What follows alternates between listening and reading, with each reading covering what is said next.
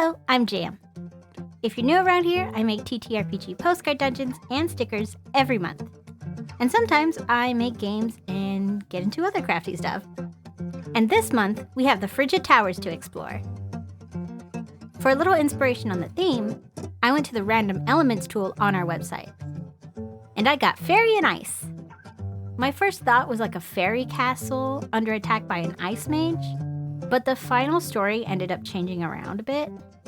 To back up, I hadn't put together a postcard adventure with a castle yet, and I wasn't sure if I could fit an entire castle on a postcard. So I decided to just focus in on where the action might be. And for this dungeon, that would be the castle's towers.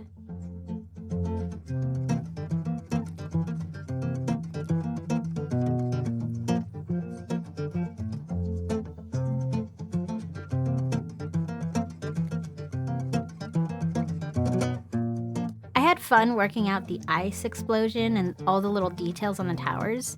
It was really satisfying. I knew that each tower would be like a point of interest, so I tried to give them each a unique defining feature. Like this tree with its garden, the bonfire and effigy, and all the little stained glass windows. While I finish up the art, let's talk about the situation the players will walk into. So this castle has 5 towering towers built way up high, beyond the clouds. But you might ask, what happened to the past king that ordered the construction of these frigid towers? Well, he was a very arrogant ruler who seemed to have very powerful magical talents. And alone on his literal deathbed, he surrounded himself with an explosion of ice. And while there was a moment of peace after that, with the change in leadership, strange creatures started crawling down from the towers and attacking people. On the surface, I wanted this dungeon to seem like a standard "we got creatures biting our butts, help" situation, but also have room for players to explore and piece together the deeper truth behind it all. So here, it might seem like the Fae are the root cause of everything, but if the players dig deeper, they'll discover the full story. They'll learn about the king, his powers, what built the castle, and what happened to the queen. A queen who may not have even been around when the towers were built. We like a dungeon story with a lot of layers, you know? We like a lot of layers and a lot of room for interpretation. There's definitely a lot of room for a dungeon master to swerve the story one way or the other. This one I'm really excited for y'all to run. You'll have to tell me your play stories when you get this to your table.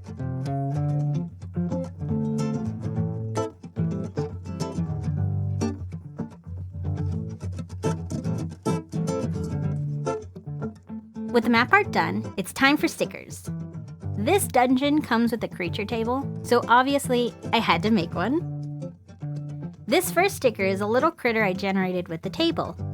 He's a stout and grumpy amphibian with noxious breath and a paralyzing gaze.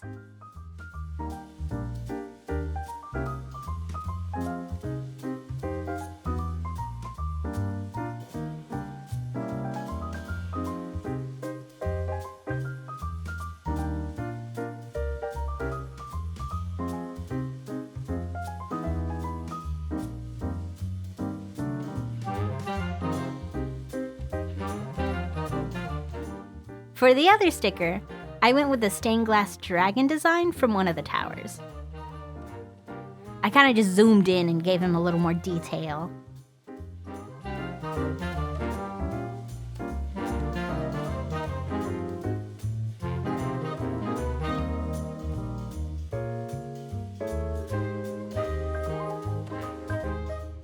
And to keep up the theme of magic and fairies, I used this very glittery, holographic vinyl laminate. The camera doesn't quite pick up all the little rainbow stars, but the effect on this laminate was so intense, I had to cut out little windows so the cutting machine could read the registration marks. So if your vinyl machine struggles with this, here's a little something you can try.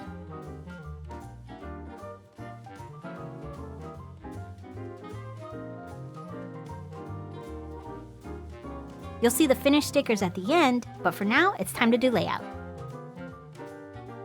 Here I'm just labeling the map, but for the text side, we're gonna do things a little bit different.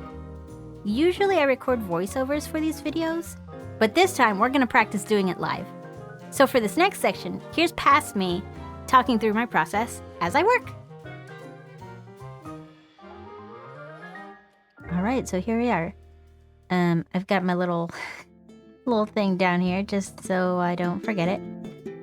Let's use the artistic text tool to figure out how we want to stylize our title here.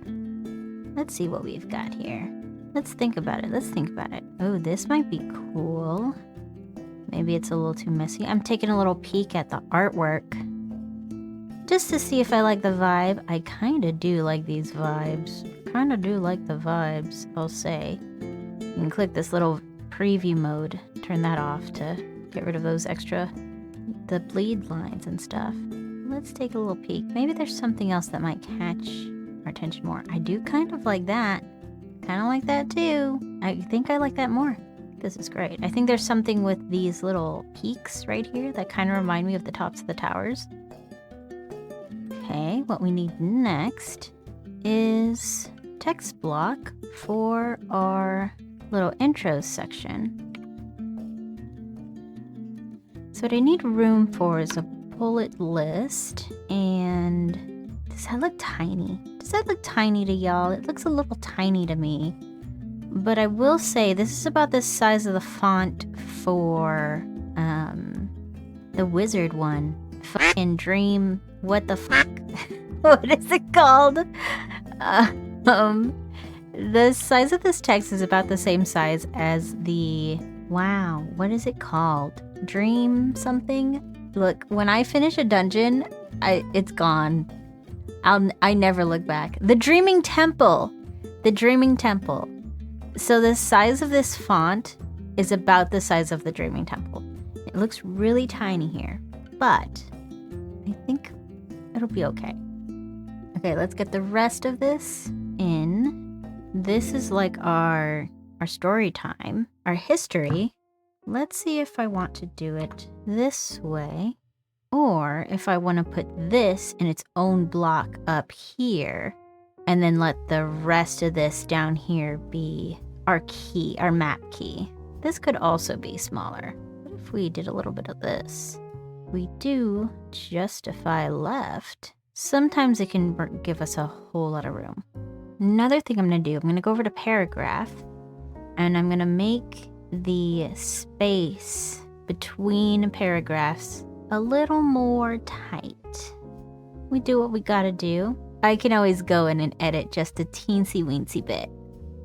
Let's go to text frame, and here we're going to make the gutter a little tinier.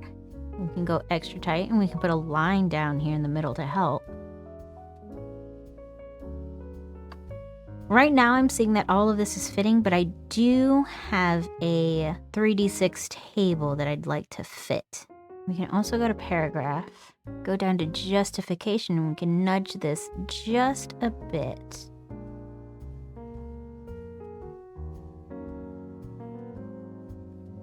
Oh, this is gonna fit beautifully tight. Oh, I could do this too. Look at here. Look at what am I doing? I think I like that. Okay, let's bring you up here. Now this guy, we are going to text wrap, right? And this will push this down. I want this extended to the right just a smidge. I like how it like oversteps just a tad for a little bit more space to do this. I'll say it's been tempting to like do away with adding the art to the back. Like, what if I stopped doing that just to have more text? I don't know what the words may mean. I'm actually going to, let's add our numbers before we try to fit this in any deeper. Although we could go back down to 7. That does give us plenty of space back. Sometimes a lot of this is just like back and forth for me. It's very much a winging it situation. Hot tip, up here when you're searching for picking out your fonts, here you can see recent, used, favorites, come back to what you were using before. Kind of like that, kind of like the sans serif. We love sans serif with the serif. Feet with no feet, toes with no toes. What am I saying? I don't know. Don't ask me.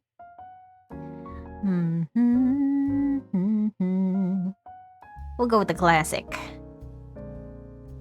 Southernmost? Is that correct? Here, I'm editing in layout. No, that's correct. Southernmost. How come southernmost is not capitalized, but like south is supposed to be? Okay, let's do our numbers. Actually, the bullet points, the numbered list, I mean. That's better. And then these, 4.5. Yes, but I do think it's a little far out. I want to fix all of these first. Go down to 3. Okay, now we work on this. Make that 6. Yeah, I like that. And that, I believe, yes. Oh, I think we've got plenty of room for the table. It's nothing about the artwork that's missing here. But I have an idea. I think we could get this art in here now. Here, we have our beast. Our little beastly. Look at him, so cute. You can go there. Or I think you can even go over here. And we'll have our table here. He can be a little friend. I really liked how this one came out. It's cute. If it reminds you of any specific crystallized dragon, you are correct about the inspiration.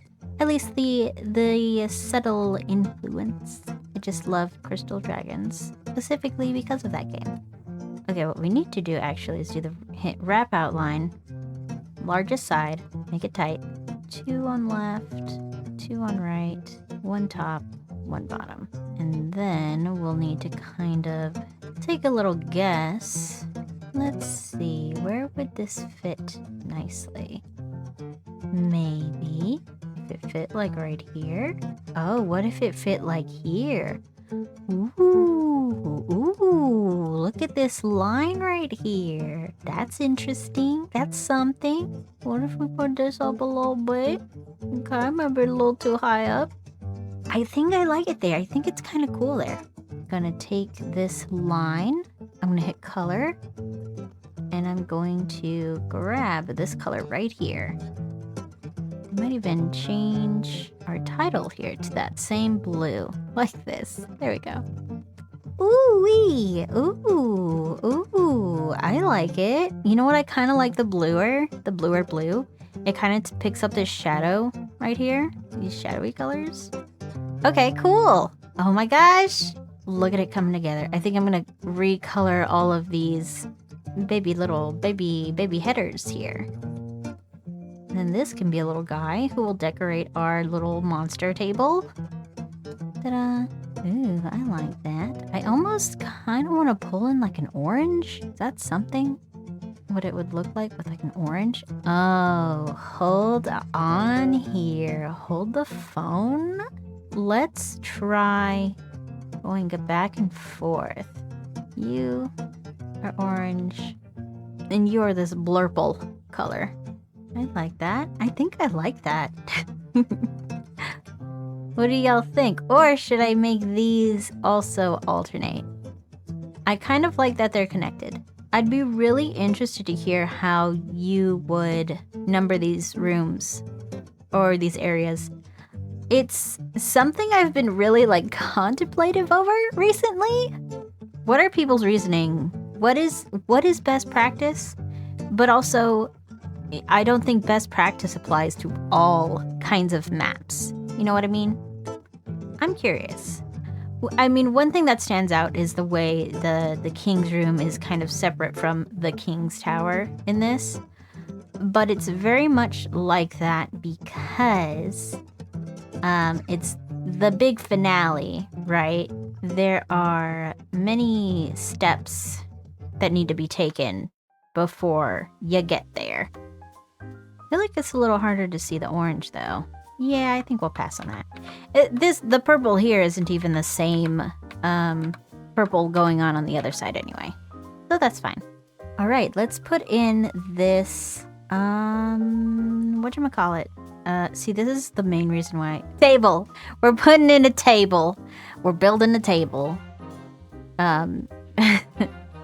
My brain makes it real hard to speech out live in time. I just lose words. I just don't have them in the moment. I need one more so I can do this. I'm gonna merge top cells. Will this fit in here just so? That would be cool. Squeeze you in. Okay, sorry this is a mess. I'm gonna move this guy out the way. And he can peek, he can watch. If you're fiddling with the table, if you grab here at the end corners and points, you will shift all of the widths. Shit. Similarly, no. This is why I have to work off a script. I literally, I can't tell you the words that I want to use. I can't. I know the feeling of how is this? It's strange to explain. I know the feeling of the word. I know the feeling and the vibes of the word I want to say to you, but I literally, the word is not there. What is the word? It's like similarly. Similarly, they are all moving together. They are growing and shrinking together. If you grab the end bit, I swear to God, I know what the word is. Anyway, if you just want to affect a specific cell or column or row, you grab in here within the things. And this can help you really finesse your table. You know, for example, some of these rows need a whole lot more room than these other rows. And with this finagling, we can fit in our little guy right here. That's the goal anyway. And then we're gonna stylize this so that maybe a little checkerboard pattern down here. I think I'm gonna edit a little bit. This is a a trimmed down version of the table I actually wanted to fit on here, which would have given you a creature name that went along with each of these results, and even like added more description for the appearance. But it seemed like a lot of words. I think that works. All right, little guy, let's get you fitting in here. That's a lizard. That's a guy.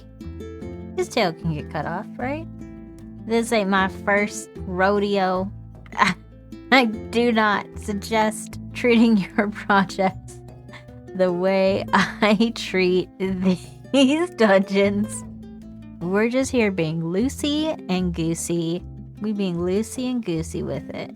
We will swap this, all this text, click and drag here. I'm gonna paste what I copied, copy this, and then I'm gonna grab this, drag it up, drop it, paste. Look at him. He's fitting. He's fitting. I need to bring this single word up here, back up here. Yeah, I think this is the best we can do to squeeze this little guy in here. I don't know how I fit so much text in, wow, I have forgotten the name of this dungeon 3 times. The Dreaming Temple. I don't know how I fit so much art on the Dreaming Temple, but I sure did. I'm liking this. Now what I need to do is make this palatable to read. Right now there's just a bunch of lines. Okay, we're gonna grab all of the cells. We're gonna come over here to stroke and fill. We're gonna hit stroke fill here. We're gonna hit transparent. Gonna make sure we'll grab this little shape on border to make sure it all goes away. See what that looks like. Easier to read already. I'm gonna fill in the backgrounds. What I need to do though, so the letters aren't right at the edge of the cell, is I'm gonna go to inset. Is it inset? No, cell insets. And I'm gonna unlink. And on the left, we're just gonna hit once. 1 millimeter. Just enough to squeeze this in there. I'm actually gonna grab this, go to character, and we're gonna mess with the tracking. Just a touch, just a tad, just a little bit, just like a teeny bit. Tight. Grab maybe every other cell. Holding down left control, clicking on every other cell. We'll see if I like this. And it might be that this column I'll give different colors. Why don't we try a yellow? Like a very pale green yellow. Well, let's put our little Fae Beast on top of it. Yes. Ooh. Interesting. What if we go with a slightly more pale color? I kind of like how that's looking. Table, fill. Let's hit this up, I think, with a pink. I'm gonna grab this super stinking pale peachy pink. And we'll grab these and we'll hit it. Ooh, I'm liking what I'm seeing. I'm kind of liking it. I kind of want this to like just barely like fill in this gap here and like, but without going up to the other side of the lizard. I think that looks cool. I think that looks cool. Are we done? I think so. I almost want to make this magenta as hell. We'd even make it a more intense pink. Yep. I think I'm happy with this. Hello, we're back to voiceover jam now. And that's it for the Frigid Towers. Y'all will have to tell me how I did, because I feel like I was a little messy, but I did my best. The stickers and dungeon for this month turned out so good and colorful.